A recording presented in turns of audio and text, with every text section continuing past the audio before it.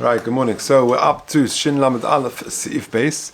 Says we're talking about Milah on Shabbos. So says the Mechaba. Mi Kolzman Shaloi Silik Yodem and Milah. So long as he hasn't finished the actual procedure of Milah, his hand hasn't moved back from finishing the Milah. He's allowed to go back and finish off those sits and those strands, shreds of skin, which are not ma'akiv the Milah, because he's still Isaac in the Milah and therefore is allowed to continue that. However, Silik Yodeh, once he's removed his hand and he's finished the Milah, he can only go back on those sitzin, on those strands which are ma'akiv the Milah. And which strands are ma'akiv?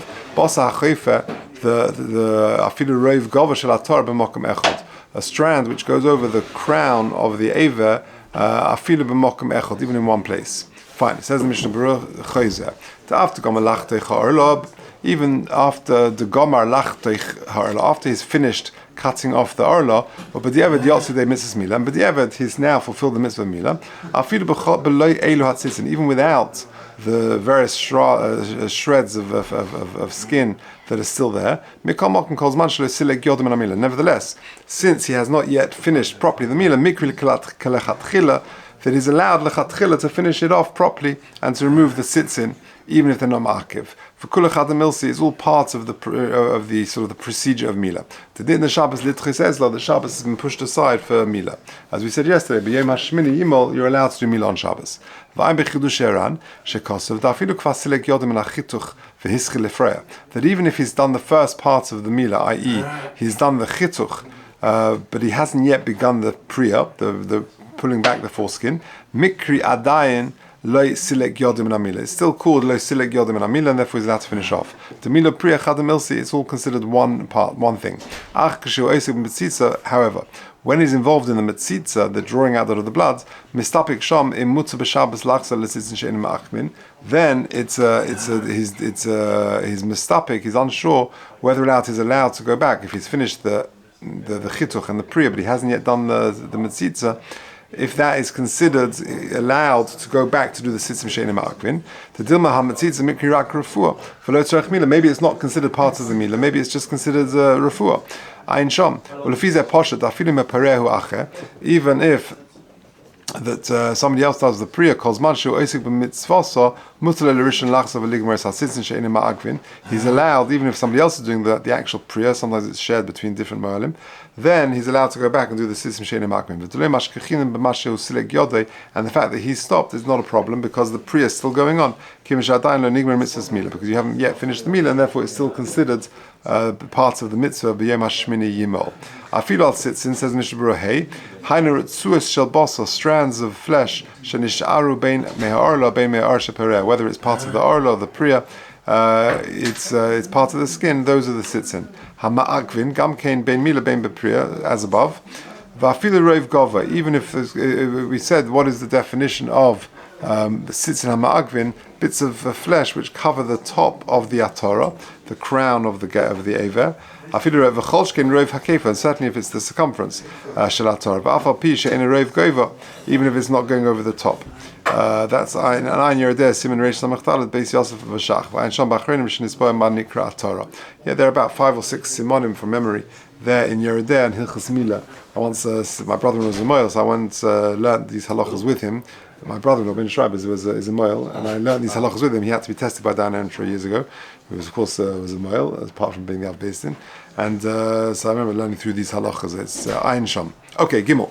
Ben Shmoina, an 8-month-old baby. Dave. 8 days, sorry. No. An 8, sorry, he's born 8 months. 8 months. So an 8-month-old baby, Im Gomru Sa'arai for Siparnov. So he's fully developed, his hair and his nails are fully developed. Molino Sebe Shabbos, you can do the meal on Shabbos. V'im Loi Gomrei, and if he's not fully developed, Afilu Hu Sofik Ben Shiva, Sofik Ben Shmona, maybe as a Sofik Ben Shiva, which we take on, he's gonna live, as opposed to the Chazal say Ben Shmona won't. Ein Malin Sebe Shabbos. Then you do not do the meal on Shabbos. Ve'ein Tzarech Lema Ben Shmona Vada. And certainly a Ben Shmona, like I said, the Chazal say that he's not going to live, therefore you can't do that meal on Shabbos. V'imu Ben Sheva Vada. But if he's definitely a 7-month-old baby, Afilu Lo Gomru Sa'arei V'tziparnov, even if he hasn't been fully developed, Malin Oisa, you do the Milah v'ayim b'yardei siman reish samech vov. Says the Mishnah Berurah, Tzif Koten Ches, Im Gomrei. So, a Ben Shmeina, if he is fully developed, then you do the Milah on Shabbos. The after Ben Shmeina ba'al Malav bar Kayamahu, like I just explained, he's not a viable Vlad. Nevertheless, Bezek Gomer Amrin Hai Bar Shiva who Ishtu Ishtoy Avlad Betin Imay. But MS, he's a 7-month-old baby, which is viable, but he was just delayed in coming out. So you thought he was an 8-month-old baby, but in fact, he's probably a 7-month-old who is fully developed and he's just slow in coming out. Sofik Ben Shiva, Vuadin, Sofik Ben Shmona, Sofik Ben Tisha. So either as a Sofik 7-8 or Sofik 8-9. Vatam B'chol Zed, Lo Mechal Shabbos Misfeika. We're not Mechal Shabbos in any situation of a Sofik. Ben Sheva Vadai, Sifkot Yud, Hainu Shebo Al Oisa, that the husband lived with his wife, or Perishat Shehuka Ubra, and he separated until Huka Ubra, and it was clear that she was pregnant. Avaloi Samchin Lemed Mistoman is Abra Achalel Tvila, Oy Mishosh Poska Liroistam. The Ein Zehechach Ubra. It's got to be a more clear proof, i.e., that we know that he was he left town or something like that. For I'm Biyardeh, the Shamavu Das Ramah, the Sofik Ben Shmeina or Ben Shiva, Afilu Lenigma Sa'ar, Vitzipan of Malim B'Shabbos. The Ramah is actually the opinion over there in Yardeh that if it's a Sofik 7, 8 or 8-month baby, you do the Milah on Shabbos, even if he's not fully developed. Why?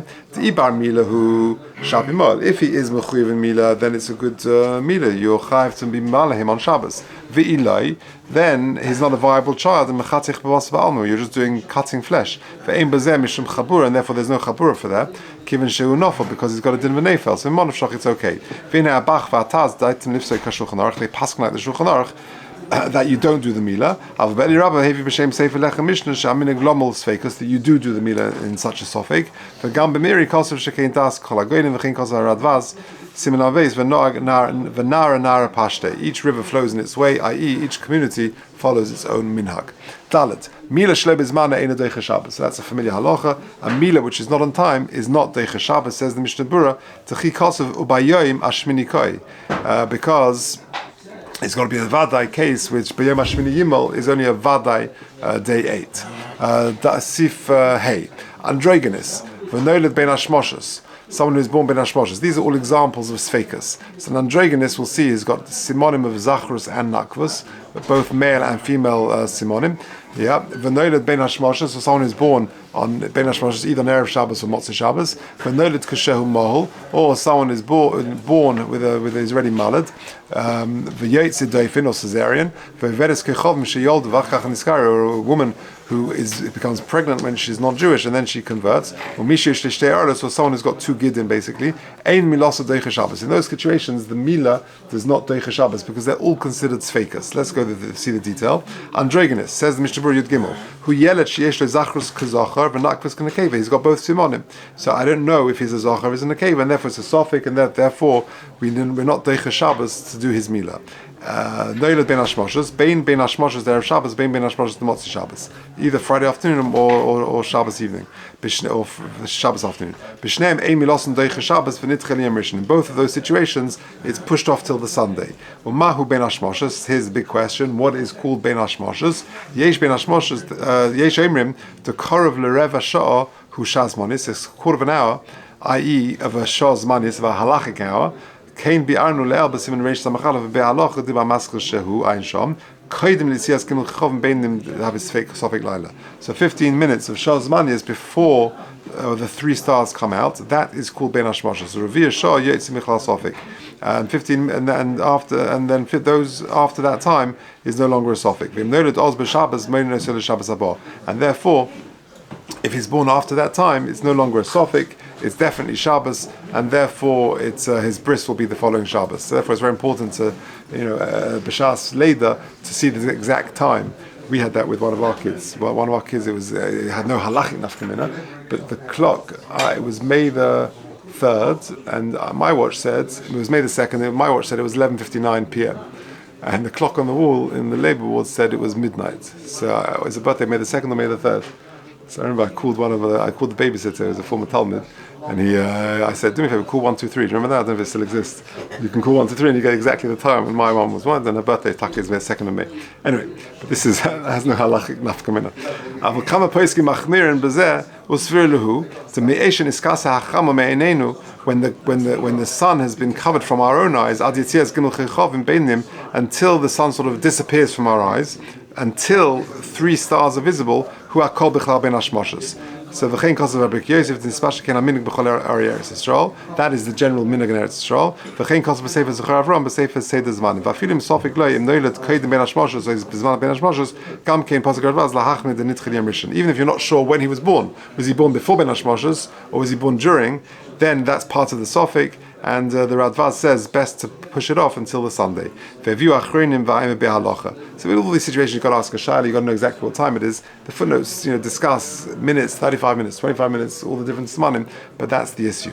Okay, another case of a suffix in Sif Hay was Noiled Kashehu Mol. What does that mean? Tesvav. Pirush Shafilu below Kishui, even without, when the Ava is not erect, near a mohol, in other words, the Ava is placid, it looks like his mohol. But if it only looks like his mole when the Ava is erect, then Milah is doiche Shabbos in that situation. A cesarean, the mother was struggling in childbirth, and they extract the child. We call it a C-section nowadays. So in that situation, that's not a natural birth. Born on Shabbos. No Milah the following Shabbos, yeah. If you've in the footnote 17, you'll see it says, the second paragraph, that's called a C-section, a cesarean. Remind the molim because it's not so well known. Because it says, I don't know, what's the possible? The Gemara has a drasha. It says leidos, it's going to be a natural leider.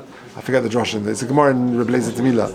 I think it says leidos, and it's going to be a natural leider, not a cesarean. Yeah.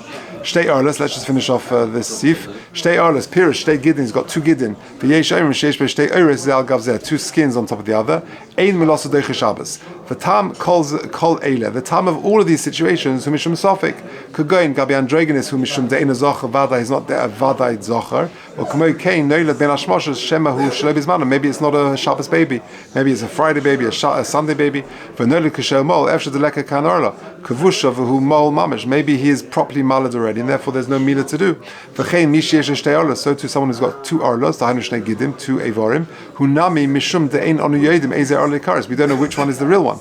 V'lesvara beis ma'iri b'shtei oros zal gavzel. According to the second svara, where you got 2 oros one on top of the other, gabi timer de'ein onu yodim kavonos haTorah b'zeh. We don't know the kavon of the Torah, whether you should be allowed to do milah for this on Shabbos. Chutz miyetze doifen for any Yehudi she'olda halsum tam mishum de'ein tmem b'tumas leida. That's the answer.